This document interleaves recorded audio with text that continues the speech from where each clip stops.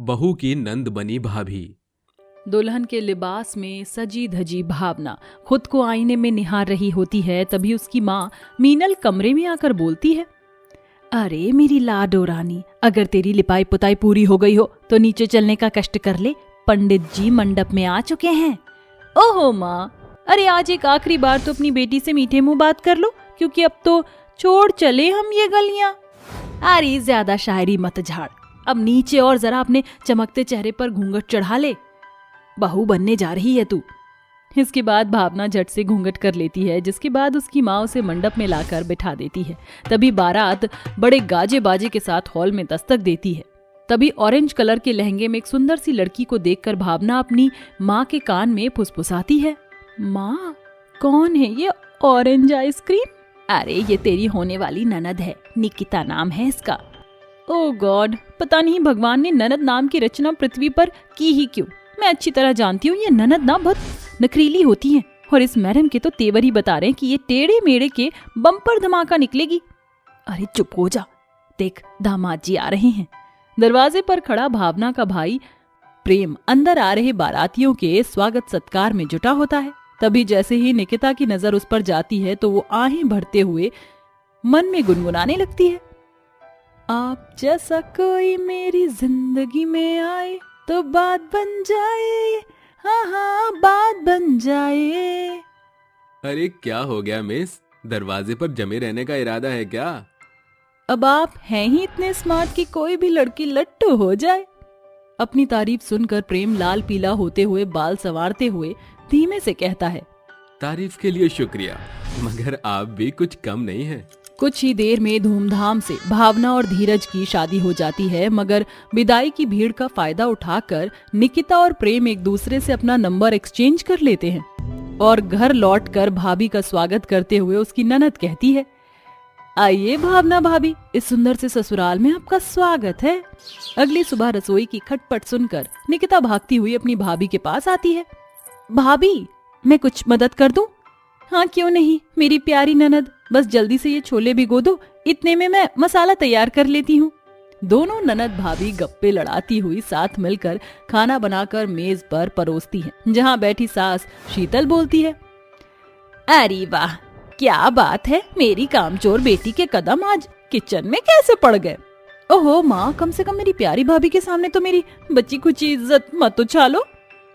हाँ माँ, ये तो अच्छी बात है कि ये अपनी भाभी के साथ खाना बनाना सीख रही है, कल को इसे भी तो किसी और का घर संभालना है।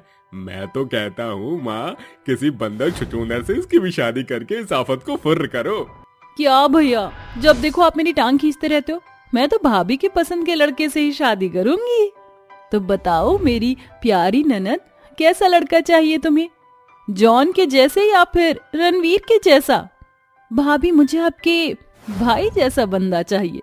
अपनी ननद की ये फरमाइश भावना के मन में घर कर जाती है। वहीं दूसरी तरफ निकिता और प्रेम देर रात एक दूसरे से ढेरों बातें किया करते। फिर एक दिन जब निकिता प्रेम से बातें कर रही होती है, तभी भावना पीछे से उसका फोन छीन लेती है। भाभी प्लीज मेरा फोन मुझे दे दो, प्लीज भाभी, जरा मैं भी तो जानू मेरी प्यारी ननद इतनी मलंग होकर किससे बातें कर रही है। जैसे ही भावना फोन की स्क्रीन की ओर नजर फिराती है, प्रेम झट से फोन काट देता है। अरे फोन वाला बंदा तो बड़ा ही फट्टू निकला, झट से फोन काट दिया। मगर मैं सब जानती हूँ, मेरी प्यारी ननद ने नंदोई खोज लिया है। ये सुनकर ननद बोलती है, मगर भाभी ये बात आपको कैसे पता? बड़ा ही सिंपल सा फंडा है मेरी प्यारी ननद, इशिकजादों का पता तो उनके दिन रात फोन से चुंबक की तरह चिपके रहने से ही चल जाता है। कल मैं मायके जा रही हूँ, आते ही सासू माँ से तुम्हारी शादी की बात कर लूंगी। भाभी मैं भी आपके मायके चल रही हूँ, आपके बगैर मेरा यहाँ दिल नहीं लगेगा। अगले दिन ननद अपनी भाभी के मायके चली जाती है। उसे देखकर प्रेम की आंखें चमक पड़ती हैं, जिसे देखकर भावना अपने भाई को छेड़ते हुए कहती है, क्या हुआ मेरे प्यारे भाई, मेरी ननद को देखकर तेरी आंखें दिवाली की फुलझड़ी के जैसे क्यों चमक रही हैं? अरे तुम भी ना दीदी, जब देखो अपने छोटे को छेड़ती रहती हो। उस रात भावना को आंख मूंदे देखकर निकिता प्रेम से मिलने छत पर पहुंच जाती है। निकिता कहाँ रह गई थी तुम, कब से तुम्हारा वेट कर रहा हूँ। भाभी के सोने का इंतजार कर रही थी, अब जाकर उनकी आंख लगी है। दोनों अभी बातें कर ही रहे थे कि भावना दबे पांव छत पर चली आती है। धप्पा भाभी आप? दीदी आप? अरे क्या हो गया मेरे प्यार के परिंदों, तुम दोनों तो ऐसे डर रहे हो जैसे बड़ी चोरी चकारी करते पकड़े गए। जब तुम मुझसे ऐसे डरोगे तो सासू माँ के सामने जुबान कैसे खोलोगे और क्या बोलोगे? दीदी अब आपके भाई प्रेम की नैया बस आपके भरोसे है, बस किसी भी तरह बात संभाल लो। भाभी प्रेम के साथ साथ आपकी इस ननद की नैया भी आपके भरोसे, अब इसे आपको ही पार लगाना है। अगले दिन भावना अपनी माँ से प्रेम और अपनी ननद की शादी को लेकर बात करती है। साथ ही ससुराल पहुंचकर अपनी सास से भी बात करती है। क्या हुआ माँ, आप मुझे ऐसे क्यों देख रही हैं? अरे बहू, जब मियाँ बीबी राजी तो क्या करेगा काजी। प्रेम जैसा लड़का इसे झेलने को तैयार है तो हमें क्या आपत्ति। मगर ये तो गोल्डन जुबली होने जा रहा है। पहले भावना निकिता की भाभी थी, अब निकिता उसकी भाभी बनेगी। कुछ ही दिनों में शादी की धूमधाम की धड़क शुरू हो जाती है। भावना अपनी ननद को कहती है, चलो मेरी प्यारी ननद, अब तुम्हें मेरी भाभी बनने में बहुत कम दिन रह गए, इसलिए मैं नहीं चाहती कि मेरे मायके में मेरी प्यारी ननद की नाक कटे, इसलिए अब तुम्हें खाना बनाना सीखना पड़ेगा। जी मेरी प्यारी भाभी। थोड़े ही दिनों में निकिता अपनी भाभी से खाना बनाना सीख लेती है, जिसके बाद ननद भाभी मिलकर शादी की खूब सारी शॉपिंग करते हैं और इसी के साथ शादी का दिन दस्तक देता है और तारों भरी बारात में 7 फेरों के साथ निकिता भावना की भाभी बन जाती है। सुन ले छोटे, तेरी बहन की इज्जत तेरे हाथों में है, अब तुझे मेरी ननद के नखरे उठाने होंगे। ये इस घर की बहू और तेरी बहन दोनों का हुक्म है। ठीक है मेरी प्यारी बहना, तुम्हारा कहा सिर आंखों पर। अब अगर आपकी इजाजत हो तो मैं आपकी भाभी को ले जा सकता हूँ।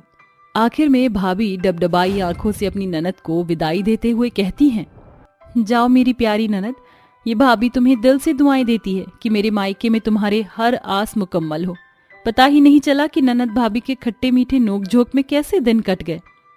अपना ख्याल रखना भाभी। इसी के साथ दोनों ननद भाभी एक दूसरे के साथ खुशनुमा शुरुआत करती हैं। विलायती बहू की चाय देने वाली गाय। युगल के बाबूजी, जरा ये तस्वीर तो देखना, इनमें से अपने युगल के बगल में कौन सी लड़की जचेगी? अरे भाग्यवान, हमारा बेटा 7 समंदर पार विलायत में बैठा है, पर तुम हो कि उसकी शादी के सपने सजा रही हो। पूरा हक है मुझे, आखिरकार माँ हूँ मैं उसकी, एक ही तो इकलौता बेटा है। बरसों से उसके ब्याह का सपना संजोए बैठी हूँ। इतने धूमधाम से करूंगी ना अपने युगल की शादी की पूरा गांव टुकुर टुकुर ताकते रह जाएगा। गंगा अपने पति वसुधर से बेटे की शादी का सपना साझा कर ही रही थी कि अचानक उसका बेटा युगल अपनी विलायती पत्नी जिनी के साथ दहलीज पर दस्तक देता है। माँ कहाँ हो? कहाँ हो माँ? देखो मैं आ गया। अरे ये तो अपने युगल की आवाज है। बरसों बाद बेटे की आवाज सुनकर गंगा के पांव जैसे जमीन पर नहीं ठहरते। वह दौड़ती हुई दरवाजे पर आती है और युगल के बगल में खड़ी विलायती बहू को देखकर दंग स्वर से कहती है, युगल ये कौन है? माँ ये जीनी है, मेरी बीवी और आपकी बहू। अरे 7 समुद्र पार जाकर सटी आ गया है क्या? ऐसे कैसे कोई भी उठाई गिरी गंगा की बहू बन जाएगी? मैं नहीं मानती इस गोरी मेम को अपनी बहू। अरे इसके रंग बिरंगे मटमैले बाल और इसकी सफेदी के शौकीन शरीर को देखकर साफ तरीके से पता चल रहा है कि ये विलायती है, भारतीय नहीं। अरे भगवान, इसमें विलायत और भारत का गठजोड़ क्यों कर रही हो? और फिर हमारी विलायती बहू में क्या खामी है?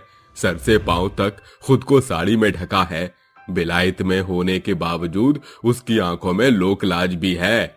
अब जिन्नी हमारे घर की लाज है। वसुंधरा और युगल की बातें गंगा की बात पर भारी पड़ जाती हैं और विलायती बहू कहती है, मॉम मुझे एक मौका तो दीजिए प्रूफ करने का that I am the best बहू। देख लो तुम दोनों बाप बेटे, ये बनेगी मेरी सर्वगुण संपन्न बहू। देखो कैसे अंग्रेजी छांट रही है। माँ जी, आपको मेरा इंग्लिश बोलना पसंद नहीं तो मैं हिंदी में बात करूंगी। जिन्हें आदर्श बहू बनकर घर की सब जिम्मेदारी बढ़ चढ़ कर संभाल लेती है। एक दिन, माँ जी मैंने ऑलमोस्ट सब काम खत्म कर दिया है, मैं कुछ देर के लिए खेत खलिहान जा रही हूँ। थोड़ी देर में जिनी खेत खलिहान आ जाती है। सचमुच भारत देश अपने आप में अद्भुत है। I love India. ये नदी, नहर, खेत खलिहान सब कुछ कितना सुंदर है। अचानक विलायती बहू की नजर एक बंजर खेत के बीचों बीच एक अधमरी गाय पर जाती है जो दर्द से गुहार लगा रही होती है। माँ, माँ। अरे ये गांव वाले कितने बेरहम हैं। ये बेजुबान गाय दर्द के मारे मचल रही है, बावजूद इसके कोई भी इसका दर्द नहीं बांट रहा। जिनी उस गाय को थोड़ा पानी पिलाकर उसे अपने संग घर ले आती है। गंगा उन्हें देखकर गुस्से में आग बबूला होकर कहती है, अरे ये किसकी गाय उठा लाई, मेरी बोडेम बिलायती बहू। माँ जी, ये गाय बहुत दर्द में थी, कोई भी इसकी मदद को आगे नहीं बढ़ रहा था, इसलिए मैं उसे अपने संग ले आई।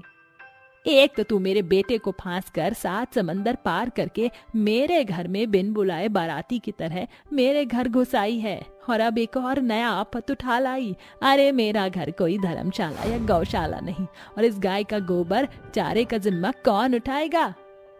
माँ जी, मैं करूंगी। अरे मेरी विलायती बहू, ये गाय का गोबर चारा विलायती मशीन नहीं है जिसका बटन दबाते गर्र से गर्मा गर्म चाय कॉफी मिल जाए। सास के ताने बाने सुनने के बावजूद भी विलायती बहू के इरादे टस से मस नहीं होते। वह पौ फटने के साथ जाकर भली भांति गाय का गोबर चारा करती थी। बदले में उसकी दुधारू गाय उसे खूब सारा दूध देती। कम समय में गाय और विलायती बहू एक दूजे के सुर ताल को समझने बूझने लगी थी। ये सब देखकर गंगा रोजाना जल भूनकर राख होती। फिर एक रात, बहुत याराना बन गया है इस बेजुबान गाय और मेरी विलायती बहू के बीच। चलो गौ माता, अब तुम्हारे दूजे देश जाने का वक्त हो चला है। गंगा उस गाय को खोलकर उसका खूंटा खींचतानी करते हुए जबरन उसको सीमा से दूर खदेड़ देती है। ओह, ये गाय तो बड़ी हठी थी। खैर, मेरी चाल तो पूरी हो गई। सुबह उठकर जब जिनी गौशाला में कदम धरती है तो गाय को वहां ना पाकर उसकी आंखों में आंसू भर आते हैं। वह बोलती है, माँ जी, बाबूजी, युगल कहाँ है सभी? जल्दी आइए। अरे क्या बात है मेरी विलायती बहू, भोर सवेर घर को मछली बाजार क्यों बना रखा है? जिन्नी बहू, क्या बात है, तुम इतनी परेशान क्यों हो? दादी जी, मेरी गाय गौशाला से गायब है। जाने बेचारी भूखी प्यासी कहाँ भटक रही होगी। जिन्नी बहू, चिंता मत कर, माल जल अपना घर कभी नहीं भूलते, वो आ जाएगी, धीरज धर। बेघर होने के बाद भूख से कुमलाई गाय एक चाय की दुकान के बाहर बिखरे कूड़े के ढेर के पास थसकरी मारकर बैठ जाती है और ग्लास में बचे कुचे चाय की बूंदों को चाटने लगती है और स्वाद के मारे उन ग्लास को निगल जाती है। वहीं दूजी ओर युगल और वसुधर को अपने कारोबार में बड़ा घाटा झेलना पड़ता है, जिसके बाद विलायती बहू का परिवार दाने दाने का मोहताज हो जाता है। और वह कहती है, अगर आज हमारी गाय हमारे पास होती तो उसका दूध बेचकर काम चल जाता, मगर वह आज भी छीन गया है। ये सुन गंगा की आंखों में आंसुओं का मेला लग जाता है और वह खुद अपनी मुंह ज़बानी सारा सच कह देती है। सारा दोष मेरा ही है बहू, शायद मेरी ही भूल की सजा तुम तीनों को भी भोगना पड़ रहा है। अचानक गाय उनके घर में आ धमकती है, पगुराई करते हुए पूंछ हिलाने लगती है।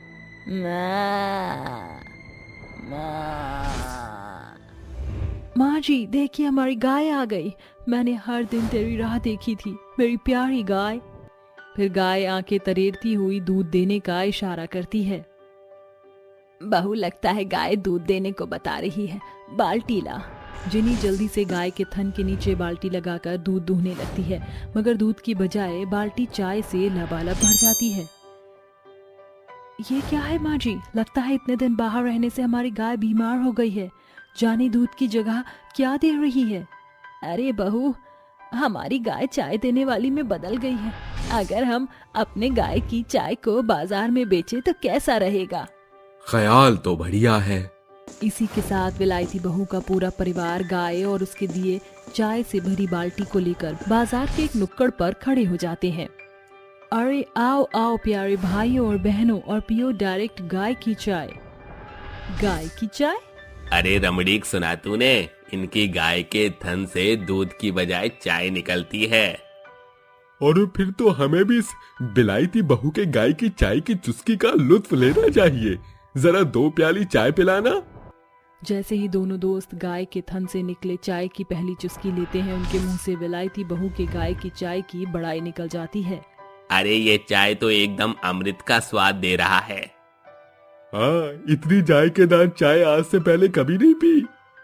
इस तरह एक के बाद एक करके गाय के थन से निकले चाय के लिए बड़ी भीड़ जुट जाती है।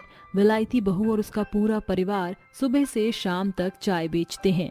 2 दिन के भीतर ही फीकी सर्द लहरें जबरदस्त जाड़े में बदल जाती हैं। इस बीच लोग गाय की चाय की मांग बढ़ चढ़कर करने लगते हैं, जिसके चलते अल्प समय में ही उनके पास एक बड़ी रकम जुड़ गई। माँ जी देखिए, ये सारा धन हमारे गाय के थन का मूल है। अगर ये हमें दूध की जगह चाय नहीं देती तो आज हम लोगों को चाय पिलाने की बजाय किसी मंदिर या फुटपाथ पर हाथ पसारे बैठे होते।